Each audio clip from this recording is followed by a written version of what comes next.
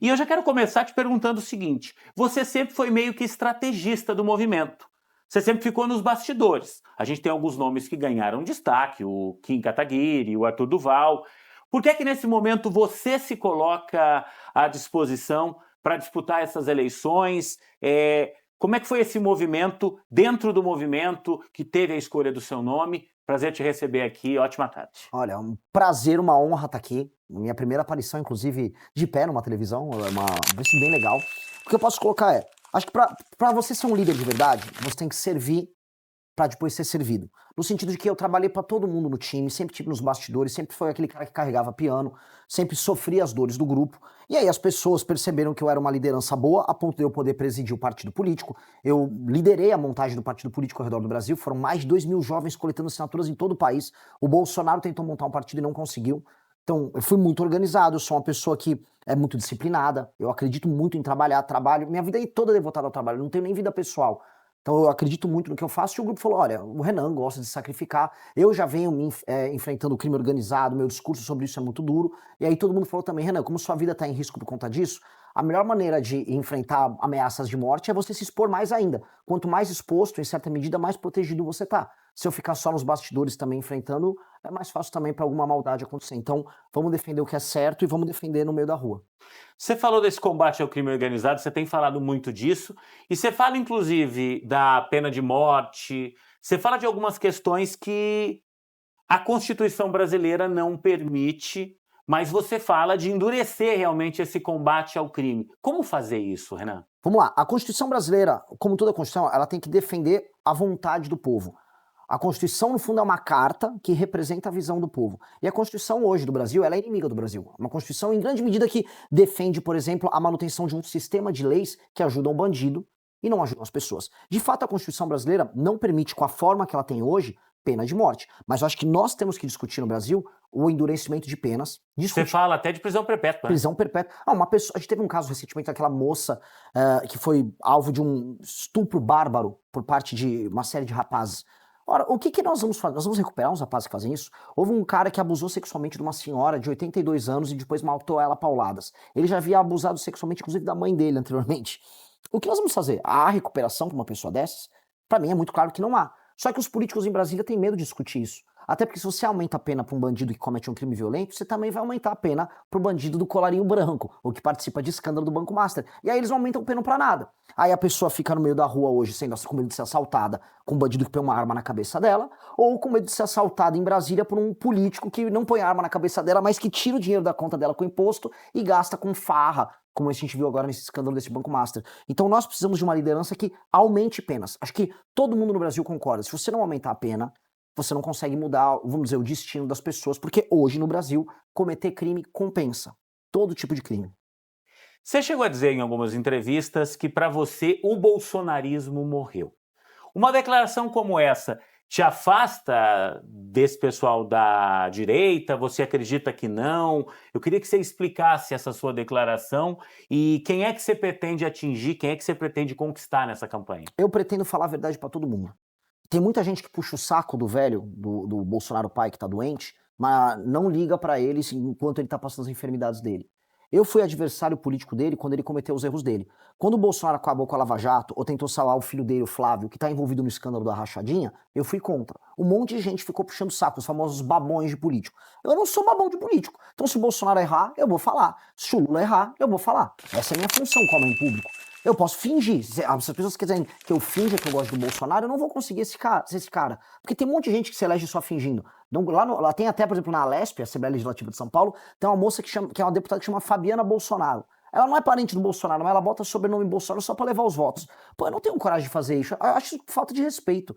Então eu prefiro apontar os erros e eventualmente perder o voto, mas a pessoa saber toda vez que eu vou estar falando a verdade. E eu vou perder voto, eu prefiro ser o tipo de pessoa que não constrói uma carreira política baseada na mentira. Quando você constrói um castelo em cima de um chão de areia, o que acontece? O castelo desaba.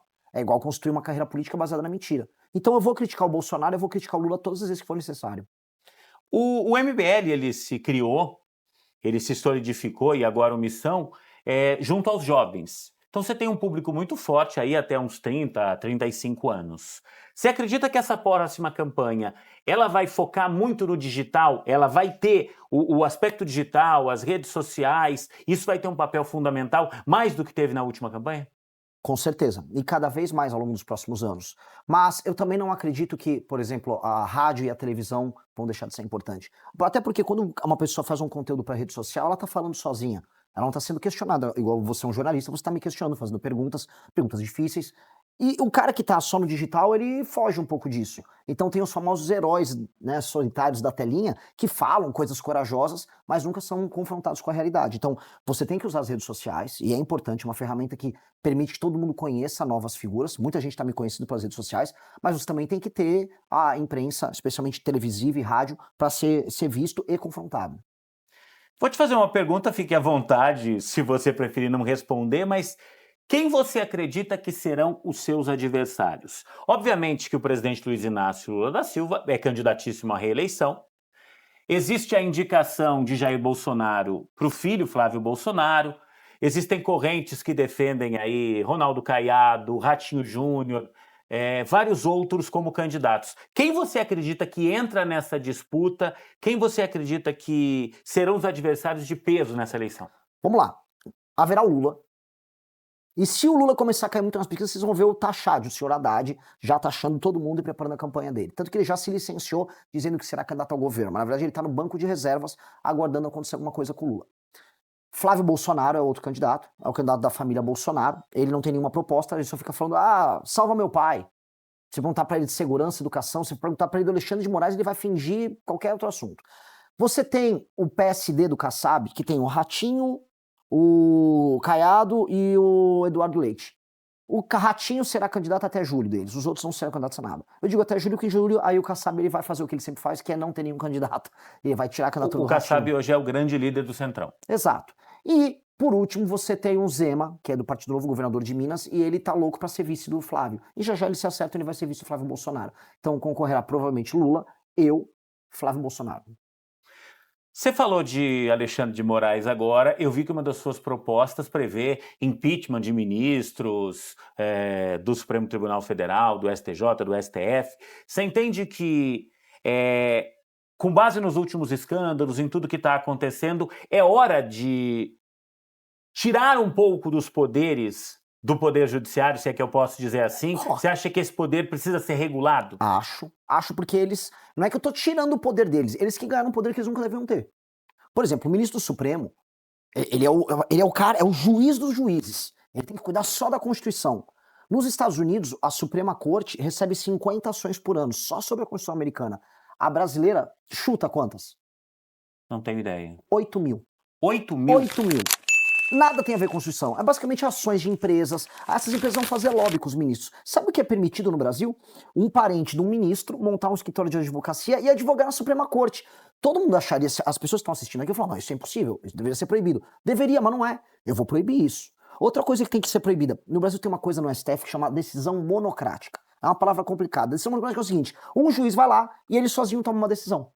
E aí, o que acontece? Esses juízes têm escritórios com familiares deles que fazem lobby lá, aí ficam tomando decisões e eu tenho que tomar cuidado, que eu posso ser preso do que eu vou falar, mas às vezes eles podem estar ganhando algum dinheiro com essa história. Talvez, não sei, né? Então isso tem que ser proibido. Outra coisa é, os políticos, se forem fazer alguma coisa contra o ministro do Supremo, no sentido de investigar, porque tem que investigar, nenhum poder é supremo. Todos os poderes podem ser passíveis de investigação. O presidente pode tomar impeachment, um deputado pode ser cassado, e o ministro do STF pode tomar um impeachment ou ser convocado para uma CPI pelo Senado. Os senadores têm medo, não só porque a maior parte dos senadores são corruptos, é porque quem julga eles também é o próprio STF. Então o que eu vou fazer? Eu vou montar uma corte especial em que os senadores não vão ficar sendo julgados pelo STF. Eles vão ser julgados na prática por juízes, por desembargadores dos estados que vão ser sorteados e vão permanecer nessa corte por 2 anos. Aí o STF não manda neles e eles podem investigar o STF. Com base nisso, a gente devolve o STF para a caixinha deles, para ficar só ajudando coisa constitucional. E pronto, que é o que tem que ser. Tá certo. Renan, eu queria muito agradecer a sua presença no nosso Alô Você Vale e queria liberar para você agora a câmera 2, um minutinho aí para a gente fechar essa entrevista.